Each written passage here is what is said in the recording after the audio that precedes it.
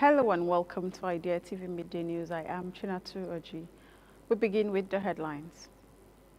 Global Plastic Pollution Treaty talks collapse in Geneva. Instagram users confused and upset as Meta reinstates accounts after bans. MSF sounds alarm as cholera hits 1,500 in Zamfara in 7 weeks. FG launches 0% interest loan scheme for tertiary institution staff. Away from Africa, Air Canada cancels flight ahead of potential strike. In business, NUPRC targets 40% of Africa's upstream oil investment.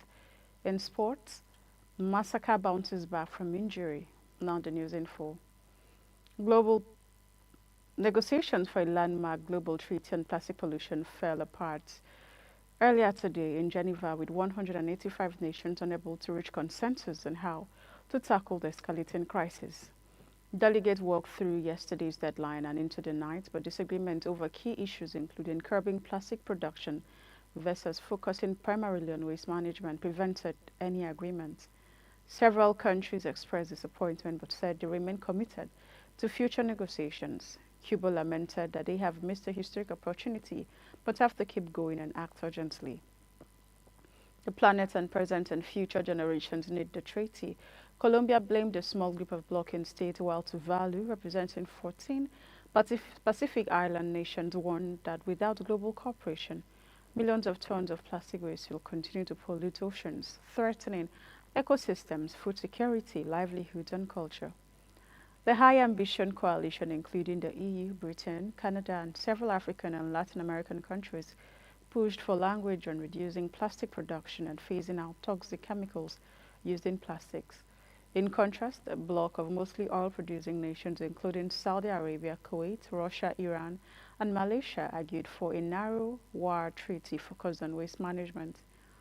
France's Ecological Transition Minister Agnes Pannier-Runacher expressed frustration, saying that she is disappointed and angry.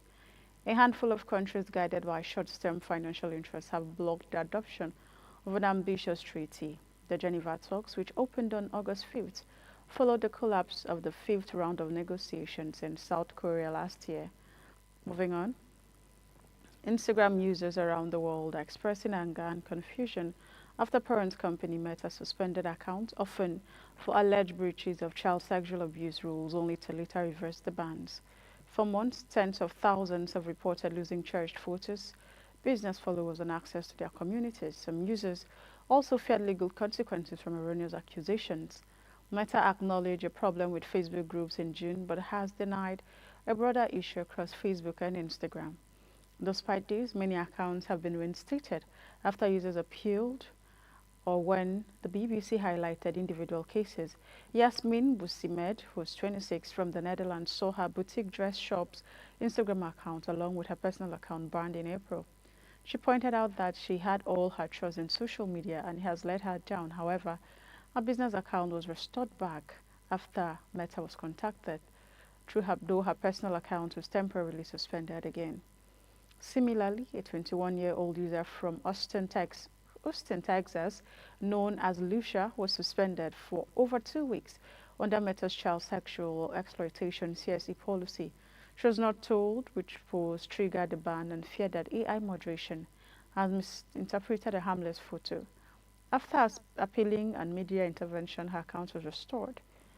Users continue to call for clearer communication and more reliable moderation, highlighting the personal, emotional, and financial toll of sudden account suspensions. Moving on, Medicines Sans Frontiers (MSF) has raised urgent concerns over a rapidly spreading cholera outbreak in Zamfara State, reporting at least 1,500 suspected cases in just 7 weeks across 3 Ministry of Health facilities. The outbreak, which began in mid-June, is being fueled by insecurity, mass displacement, and limited access to clean water, all worsened by the ongoing rainy season.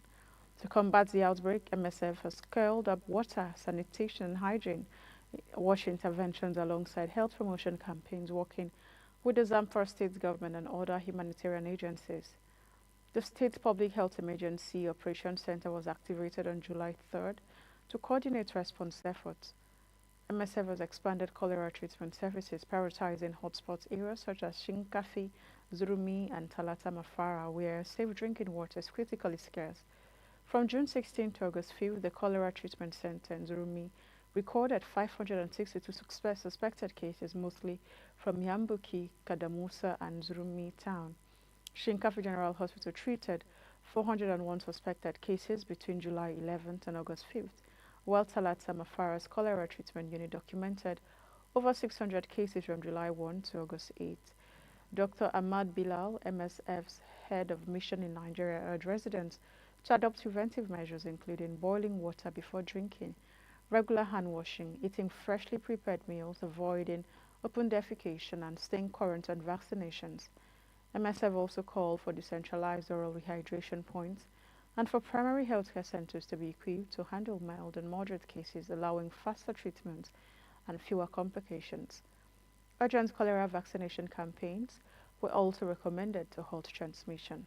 Moving on, Beijing has become stage for the world's first ever humanoid robot games, as over 500 androids showcased a mix of jerky tumbles and flashes of impressive skills in events ranging from 100-meter hurdles to kung fu.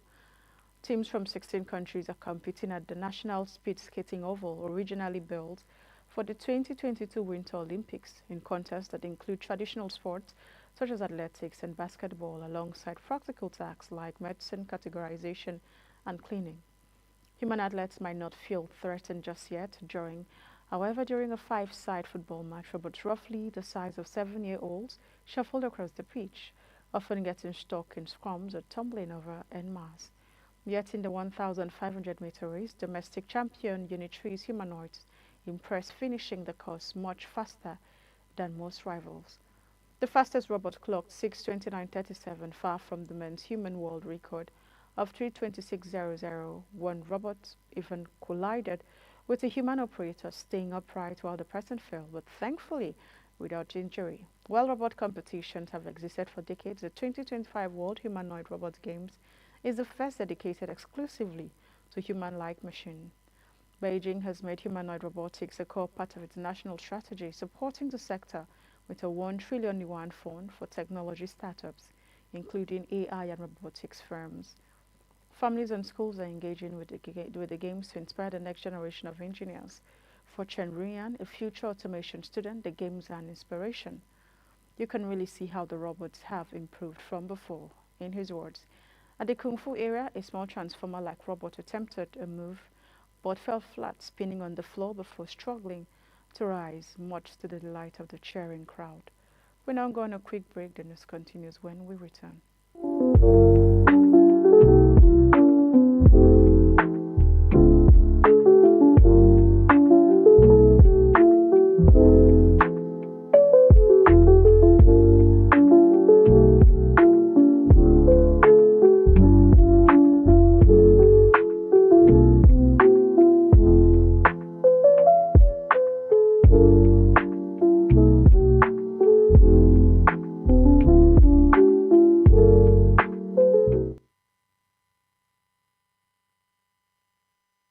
Welcome back. If you're just joining us, this is still Idea TV Midday News. Now, the rest of the stories. Federal government has launched a new welfare and empowerment scheme for academic and non-academic staff in Nigeria's tertiary institutions. The initiative, called the Tertiary Institution Staff Support Fund (TISF), was announced by the Minister of Education, Dr. Maruf Tunja Lausa, on Friday. Speaking on the scheme, Lausa said it is designed to provide staff with financial stability and support professional growth. TISSF is not just a welfare package. It is a strategic empowerment platform to enable our staff to serve students with renewed education and live with dignity. In his words, the fund, a collaboration between the Federal Ministry of Education (TET) Fund and the Bank of Industry (BOI), offers interest-free loans of up to 10 million naira repayable over 5 years with a 12-month moratorium before repayment begins. The fund covers 5 key areas, which includes medical support, family and accommodation needs, transportation, small-scale business and agricultural ventures, and academic advancements, including professional certifications and other studies. Eligibility is limited to full-time confirmed staff of federal universities, polytechnics, and colleges of education, as well as one state institution of each type per state. Applicants must have at least 5 years remaining until retirement and belong to relevant staff associations such as ASU, SANU, ASU. Will also encourage staff to take advantage of the scheme immediately, and applications can now be submitted via the official portal, which is https://tissf.education.gov.ng. And now away from Africa. Canada's largest airline, Air Canada, began cancelling flights yesterday after the union representing its flight attendants issued a 72-hour strike notice. The strike is set to start at 1 EST, that is 5 GMT, on Saturday. The Canadian Union of Public Employees, CUP, representing 10,000 attendants, said contract talks had stalled over issues, including wages and unpaid work. Air Canada expressed disappointment disruption affects up to 30,000 passengers daily, including 25,000 peak summer travel period. Air Canada advised passengers without confirmation airport. The airline said it is optimally positioning aircraft at the stoppage to maintenance and faster resumption of service. Air Canada Express flights, which carry about 20% of daily passengers, will not be affected. Mag Nasir, Air Canada's Chief Operations Officer, explained that restarting operations after a total shutdown could take up to a week due to the complexity of the airline's network. Passengers affected by cancellations will receive full refunds or alternative travel options with other carriers. Canadian Jobs Minister Patty Hadji urged both sides to return to the bargaining table to avoid a strike, noting that Air Canada requested her to refer the dispute to binding arbitration. Tourism officials, on the other hand, warned of the potential economic impact. The Newfoundland and Labrador government said the strike could be catastrophic for small businesses and the tourism industry during the summer season. Passengers are already making alternative travel arrangements ahead of the strike, anticipating disruptions to scheduled flights. And now in business, the Nigerian upstream petrol that it serves as both a corrective and catalytic framework to boost our share of Africa's upstream investment and elevate Nigeria as a prime global investment destination. The plan aligns with NUPRC's 10-year strategic plan and focuses on removing bottlenecks, offering attractive fiscal frameworks for offshore, deep water, and gas projects. Anchored on the Petroleum Industry Act, RAP emphasizes performance-based governance, investor-friendly fiscal regimes, and regulatory certainty.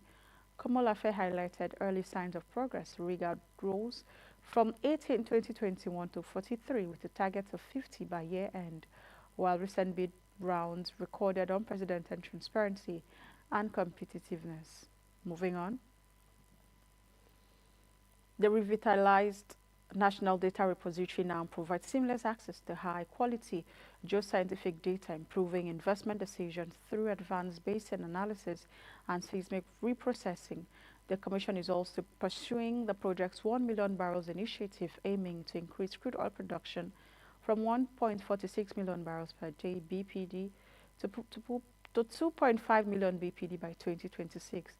Enhanced regulatory approvals, security collaboration, and enforcement of domestic supply obligations are now helping to reduce crude theft and secure feedstock for local refineries. And finally, in sports, Masaka bounces back from injury. Tanzanian forward Aisha Masaka has had a tough first season at Brighton and Hove Albion, sidelined by shoulder and knee injuries that also kept her out of the recent WAFCON in Morocco.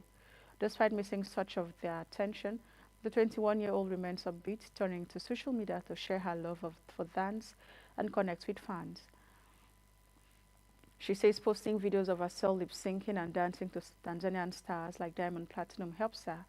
Masaka is a trailblazer, the first Tanzanian woman in England's top flights, and hopes her journey inspires young players back home. She says with a new season on the horizon, Masaka is ready to return to the pitch stronger than ever. And that's all we have for you on Idea TV Midday News. But before we go, here's a recap of the headlines. Global plastic pollution treaty talks collapse in Geneva. Instagram users confused and upset